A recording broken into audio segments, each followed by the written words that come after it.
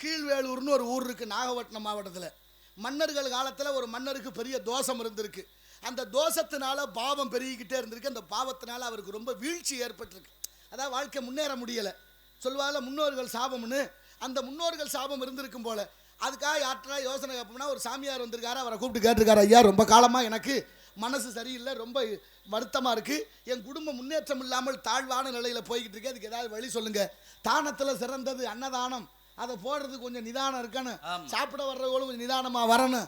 ரெண்டும் நிதானம் இல்லைன்னா சாப்பாட்டு பந்தியாக நடக்காது. பல இடத்துல நம்ம பார்த்துருக்குறோம். அதனால நீங்கள் என்ன செய்யணும், அன்னதானம் போடுங்கன்னார். மன்னர் காலத்தில் அப்படிலாம் இல்லை, இப்போ தானே அது. அப்படின்னா அன்னதானம் போடுங்க. அன்னதான பந்தலை கட்டி வைத்து அந்த அன்னதான பந்தலில் ஒரு ஆலய மணியை கட்டி வைங்கன்னார். ஆலய மணியை கட்டி வச்சா அடிக்கக்கூடாது யாரும், அதில் கயர் இருக்கக்கூடாது. தானா என்னைக்கு மணி அடிக்குதோ அன்னைக்கு உன் பாவம் போயிருச்சுன்னு அர்த்தம். அந்த மணி அடிக்கிற அளவுக்கு நீங்கள் சாப்பாடு போட்டுக்கிட்டே இருக்கணும். அவர் 6 மாதம் பார்த்தாரு, 1 வருஷம் பார்த்தாரு, 2 வருஷம் பார்த்தாரு, அன்னதானம் போட்டுக்கிட்டே இருக்காரு. ஒரு நாள் கூட அந்த மணி அடித்த பாடு இல்லை. அன்னதானம் நடக்குது, அவர் மணியை பார்க்குறாரு, ரொம்ப ஏக்கமாக இருக்குது. ஒரு நாள் கவலை அவர் மன்னனை சூழ்ந்துக்கிறது. என்ன செய்யலான்னு யோசிக்கிறாரு.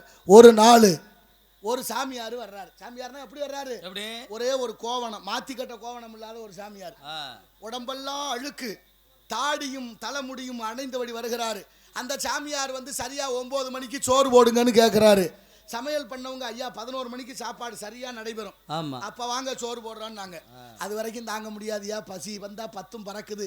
எனக்கும் பாருங்க, மானம் குலம் கல்வி தானம் தவமுறுதல் நோயின்மை அத்தனையும் போக்குது, இதெல்லாம் இருக்கு பாரு, பெண்மேல் காமுறுதல் இதெல்லாம் பறந்துருமா பசி வந்தா. அதனால தயவு செய்து எனக்கு சோறு போடுங்க. முடியாது, இப்ப போட முடியாது, மன்னர் வரணும் போங்கன்னார்.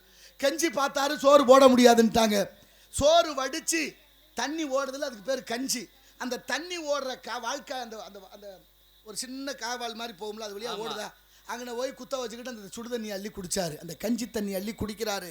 அள்ளி குடிச்ச உடனே மணி அடிக்குது. மணி அடித்த உடனே மன்னருக்கு சந்தோஷம் தாங்கலை. ஆஹா, அன்னதானத்தில் யாரோ சாப்பிட்டா அவ்வளோ இருக்க, நம்ம பாவம் நீயோட போச்சு அப்படின்னு ஓடி வர்றாரு. வந்து பார்த்தா மணி ஆகலை, அன்னதானம் தொடங்கலை, ஆனால் மணி அடிக்குது.